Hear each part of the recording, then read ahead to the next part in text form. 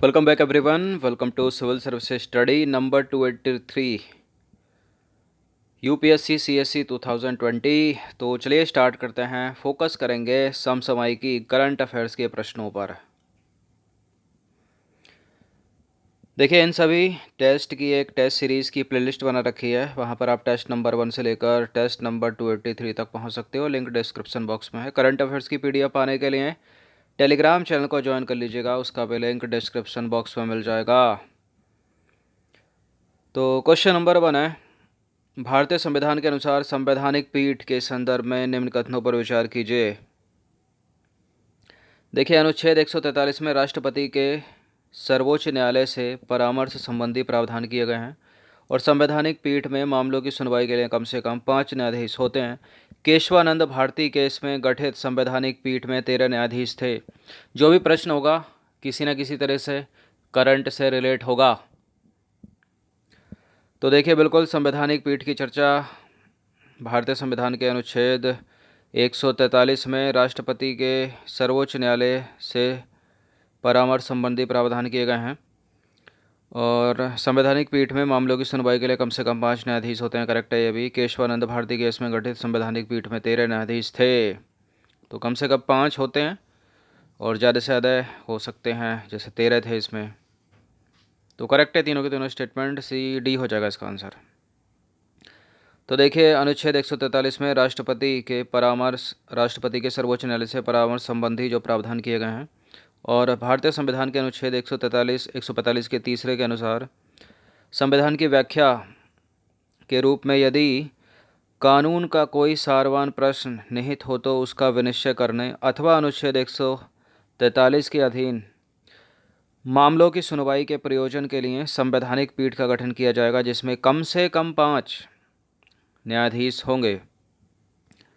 अब देखिए, संवैधानिक पीठ में 5 से अधिक न्यायाधीश भी हो सकते हैं, जैसे केशवानंद भारती बनाम केरल राज्य केस में गठित संवैधानिक पीठ में न्यायाधीशों की संख्या कितनी थी? 13 थी, 13।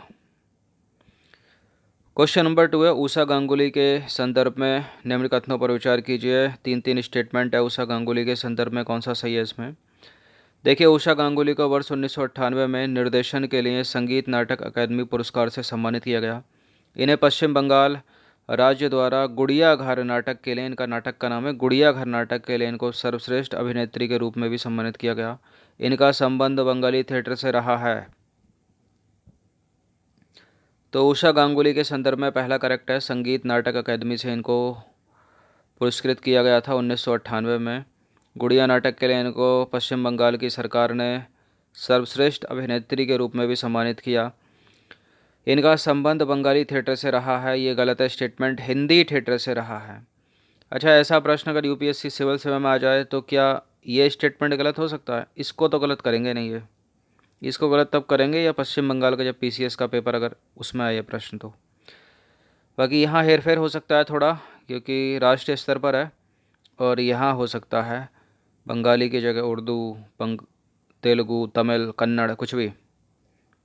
तो करेक्ट है इनकरेक्ट है। हिंदी थिएटर से इनका संबंध है, बंगाली से नहीं।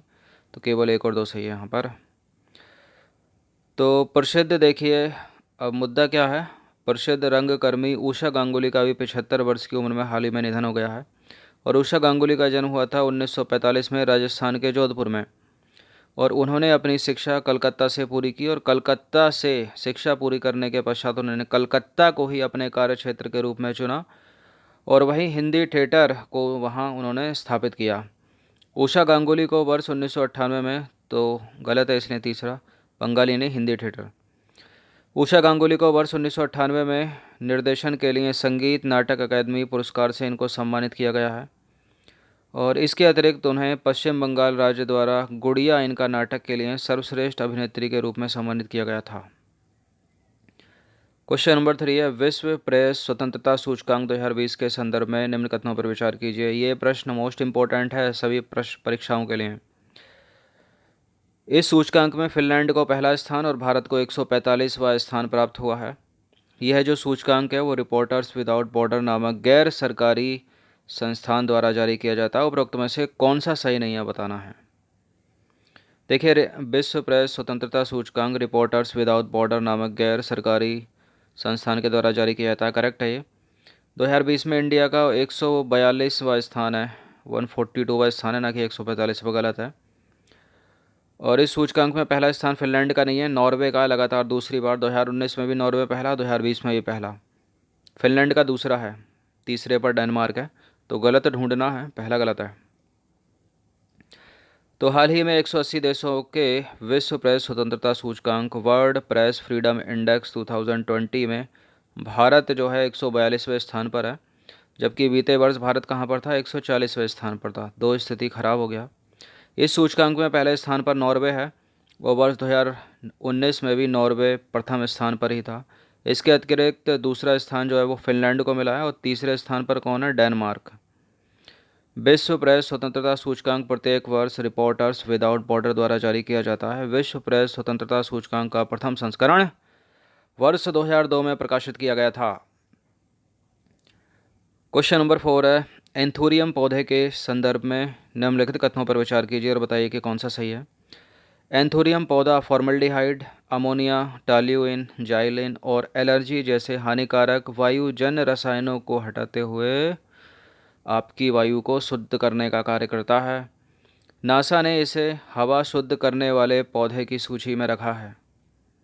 देखिए इस तरह का है ये कि इसमें करेक्ट होंगे तो दोनों होंगे, अगर एक भी इनकरेक्ट होगा तो क्या दूसरा इनकरेक्ट हो सकता है।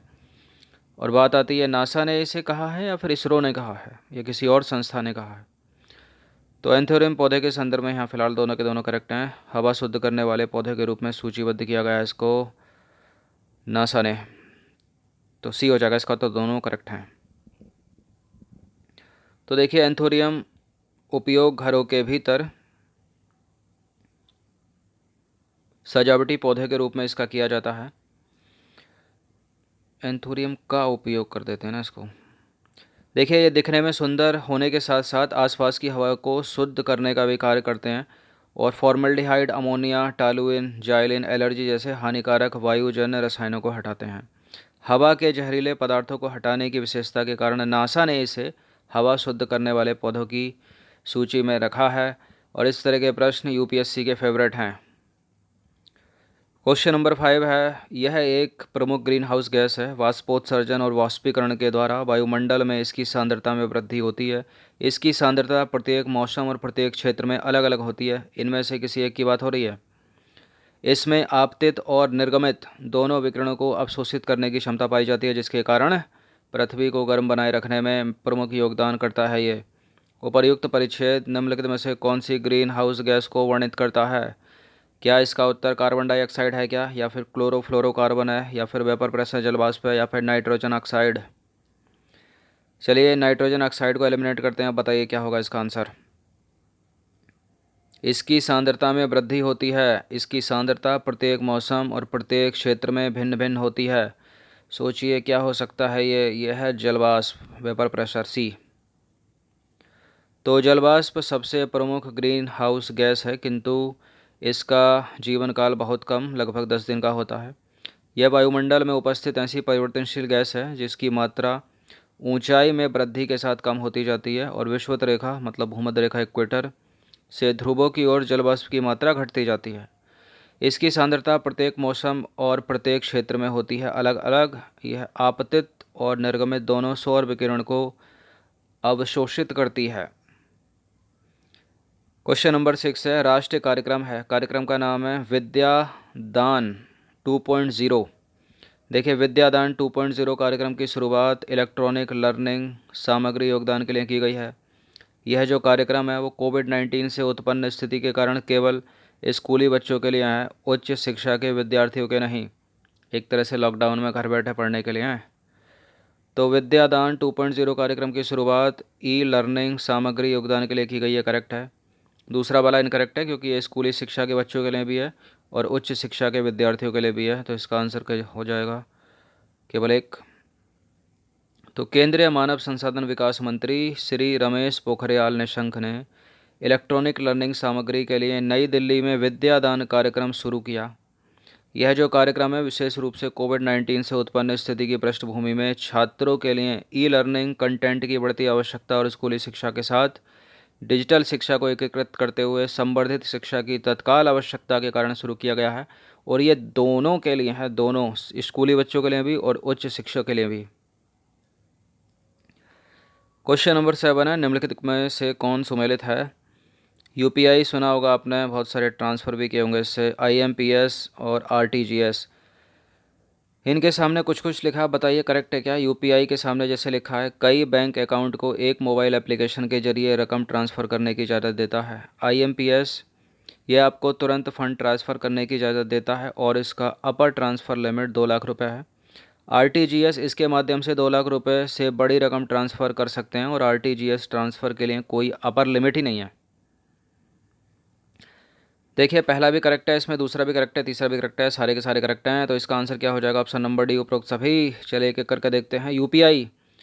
यूपीआई एक ऐसा कॉन्सेप्ट है जो कि कई बैंक अकाउंट को एक मोबाइल एप्लीकेशन के जरिए रकम ट्रांसफ़र करने की इजाज़त देता है। इसे national payment corporation of India NPCI ने विकसित किया है। इसका नियंत्रण रिजर्व बैंक और इंडियन बैंक एसोसिएशन के हाथों में है। बात करें आईएमपीएस की, तो देखिए आईएमपीएस की फुल फॉर्म है इमीडिएट पेमेंट ट्रांसफ़र सर्विस। आपको तुरंत फ़ंड ट्रांसफ़र करने की इजाज़त देता है और इसका अपर ट्रांसफ़र लिमिट 2 लाख रुपये है। आईएमपीएस के लिए फ़ंड ट्रांसफ़र अमाउंट के आधार पर 5 से 15 रुपये तक फ़ंड ट्रांसफ़र चार्ज किया जाता है। बात करें आरटीजीएस की, तो आरटीजीएस का फुल फॉर्म है रियल टाइम ग्रॉस सेटलमेंट। एक बड़े अमाउंट वाले लेन देन के लिए होता है और इसके माध्यम से 2 लाख रुपये से बड़ी रकम ट्रांसफ़र कर सकते हैं, जैसा कि इसके नाम से ही पता चलता है। इस माध्यम से होने वाला money transfer real time basis पर होता है। आरटीजीएस ट्रांसफ़र के लिए कोई अपर लिमिट नहीं है। ये प्रश्न भी यूपीएससी का फेवरेट है। यूपीआई से तो प्रश्न पिछले 2-3 वर्षों में किए गए हैं। याद रखिए आईएमपीएस को भी और आरटीजीएस को भी।